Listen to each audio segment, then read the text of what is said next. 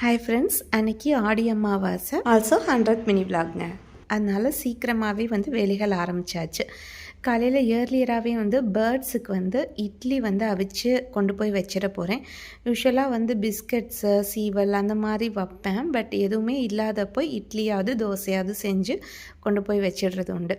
அதுக்கு முன்னாடியே கொஞ்சம் அன்னதானம் பண்ணுறதுக்கான ப்ரிப்ரேஷன். அன்றைக்கி அன்னதானத்துக்கு லெமன் சாதம், அதுக்கப்புறமா தயிர் சாதம், இதுதான் பிளான் பண்ணியிருந்தேன். மல்லி துவையல் காமனாக இருக்கும் இல்லையா, அதனால் அதை ரெடி பண்ணியாச்சு.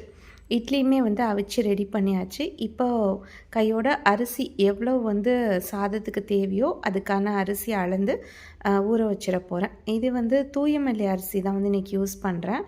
ரொம்ப டேஸ்டியாக இருக்கும், நல்லா நின்று வேகும். லெமன் சாதத்துக்கு ரொம்ப பெர்ஃபெக்டாக இருக்கும். அதுக்கப்புறமா மாடி கிளம்பியாச்சு. மாடியில் இன்றைக்கி சூப்பரான ஒரு 20 மினிட்ஸ் மெடிடேஷன் பண்ணுறதுக்கு ரெடியாக இருந்தேன்.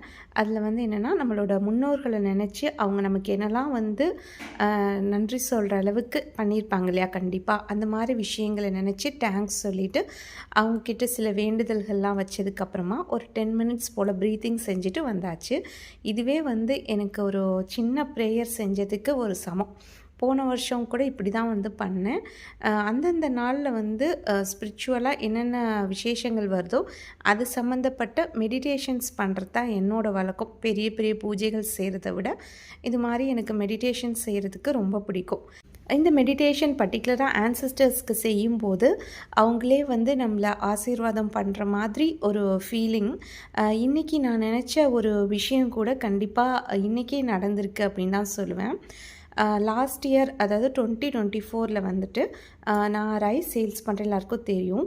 அதில் எனக்கு ஒரு சின்ன அவார்டு அனௌன்ஸ் பண்ணியிருந்தாங்க. பட் அதுக்கான டேட்டும் வந்துருச்சு. ஆனால் நேரில் போய் வாங்கலாமா என்ன அப்படிங்கிற தகவல் இன்னும் வரல. ஏன்னா அங்கே சில ப்ராப்ளம்ஸ் போயிட்டு இருந்தது.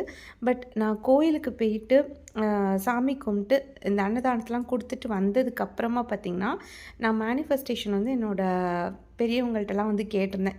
இந்த மாதிரி அந்த அவார்ட் ஃபங்க்ஷனுக்கு நான் போய் அவார்ட் வாங்கணும் அப்படின்னு. ஸோ நான் வந்த உடனே பார்த்த ஒரு வாட்ஸ்அப் மெசேஜ் என்னென்னா, நீங்கள் நேரில் வந்தே அவார்ட் வாங்கிக்கலாம் அப்படிங்கிறது தான். பார்த்திங்களா, இன்னும் ஒரு ஹாப்பியஸ்டான விஷயம் நம்ம மேனிஃபெஸ்ட் பண்ணோன்னே நடக்குது. இது மெடிடேஷன் மூலமாக ரொம்ப ரொம்ப பாசிபிள். நான் பூஜையை விட அதனால தான் மெடிடேஷனுக்கு அதிக இம்பார்ட்டன்ஸ் கொடுப்பேன். அதுக்காக பூஜை பிடிக்காது அப்படின்னு கிடையாதுங்க. பூஜைகள் பண்ண மாட்டேனும் கிடையாது. கண்டிப்பாக அதையும் நான் ஃபாலோ பண்ணுவேன். பட் எனக்கு பிடிச்சது மெடிடேஷன் தான். அது மூலமாக நிறைய விஷயங்கள் நான் அட்ராக்ட் பண்ணியிருக்கேன் இது வரைக்கும். ஓகே ஃப்ரெண்ட்ஸ், இந்த மினி விலாக் பிடிச்சிருந்தா லைக் பண்ணி, ஷேர் பண்ணி, சப்ஸ்கிரைப்